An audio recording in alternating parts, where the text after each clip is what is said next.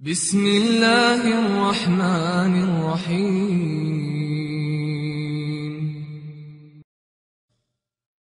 বিশেষ কোন ব্যক্তির কবরকে কি কবর বলবো না?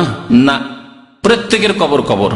আমি একটি বিষয় আছে, দীর্ঘদিন আগের আলোচনা আছে, নবী করিম সাল্লাল্লাহু আলাইহি ওয়াসাল্লামের কবরকেও সাহাবায়ে কেরাম সবাই কবর বলতেন।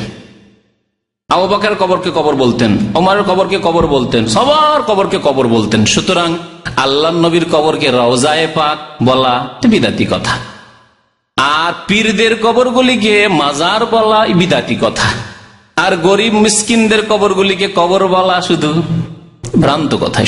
সবগুলি কবর, সবগুলি কবর। জি।